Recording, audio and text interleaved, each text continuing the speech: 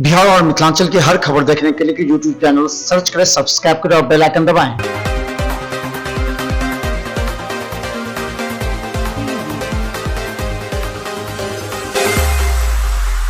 इसमें आपका स्वागत है। मैं मनोज। क्या दरभंगा हवाई अड्डे पर बाढ़ का पानी प्रवेश कर सकता है? एक बड़ा सवाल और एक बड़ा विश्लेषण। मिथिलांचल खासकर बाढ़ का अभिप्राय माना जाता है। यहाँ हर वर्ष बाढ़ से आसपास के करीब 12 प्रखंड पूरी तरह प्रभावित हो जाते हैं, जिनमें सदर प्रखंड और कोयटी भी है। और इसी के बीच आता है दरभंगा का एयरपोर्ट। दरभंगा के एयरपोर्ट के आसपास के क्षेत्रों में बाढ़ का पानी फैलने की वजह से कभी कभी एयरपोर्ट पर भी संकट गहराने लगता है। हालांकि इस बार पहली बार एयरपोर्ट बाढ़ देख रहा है। इस वजह से दरभंगा एयरपोर्ट के आसपास जो बड़े नाले हैं उसमें पानी भर जाने की वजह से ये रनवे तक फैल सकता है।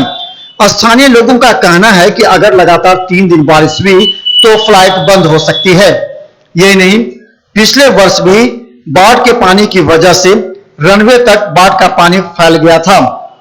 हालांकि ये बात से इनकार नहीं किया जा सकता है कि बारिश 5 दिनों से नहीं हो रही है, लेकिन अगर तेज बारिश 3 दिन भी हुई तो रनवे तक पानी फैलने की संभावना है, जिससे फ्लाइट बंद हो सकती है। हम बता दें कि मिथिलांचल में एयरपोर्ट और एम्स को लेकर के जो परिकल्पना की गई है उसमें सबसे बड़ा बाधक है तो वो है बाढ़। और इस बाढ़ को लेकर के ही एम्स पर ग्रहण लगा हुआ था। जल जमाव और बाढ़ को दूर करते हुए ही एयरपोर्ट और एम्स मिथिलांचल वासी नहीं बल्कि मिथिला के आसपास के 13 जिलों के लोगों को फायदा हो सकता है। आसपास के लोगों ने भी यही कहा। ये देखिए, ये जो नदी है, ये जो धारा है नदी का, और इसके बाद सीधा एयरपोर्ट आप देख सकते हैं। दरभंगा एयरपोर्ट मेरे पीछे है, हमारे साथ कुछ लोग हैं। तो दरभंगा एयरपोर्ट पर क्या बाढ़ का पानी घुस सकता है? एक बड़ा सवाल है। हालांकि 3 दिनों में बाढ़ का पानी नीचे आया है, लेकिन क्या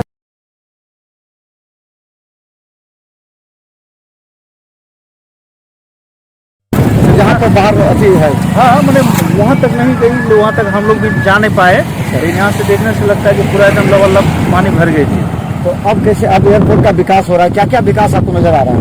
अभी तो विकास देखिए, मैंने यहाँ सुविधा हो गया है कि डेली यहाँ से जहाज जैसे दिल्ली के लिए, रांची के लिए, सबके लिए डेली खुल गई है। उसमें हम लोग को थोड़ा सा सुकून है, आने जाने की सुविधा होगी। और बाढ़ को लेकर बाढ़ के लिए तो बहुत खतरा है सर।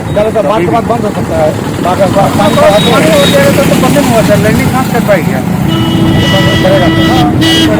लैंडिंग स्थल पर पानी आ जाता है। हाँ, वहाँ तक भी आ जाती है।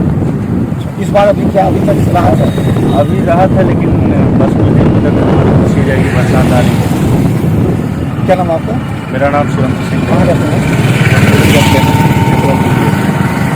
तो हम बता दें, बहुत बड़ा सवाल और हमारा विश्लेषण रहेगा कि क्या बाढ़ का पानी हवाई अड्डे में प्रवेश कर सकता है?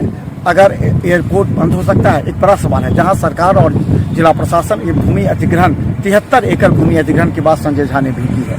और इससे लगता है कि अब इस क्षेत्र का जहां विकास होगा। लेकिन सबसे बड़ा सवाल एम्स और एयरपोर्ट को लेकर के है कि जब तक मिथिलांचल को बाढ़ से राहत नहीं मिलेगी तब तक यही स्थिति होगी। और यहाँ कभी एयरपोर्ट बंद हो सकता है तो एम्स पर ग्रहण लग सकता है। देखिए एक विशेष रिपोर्ट।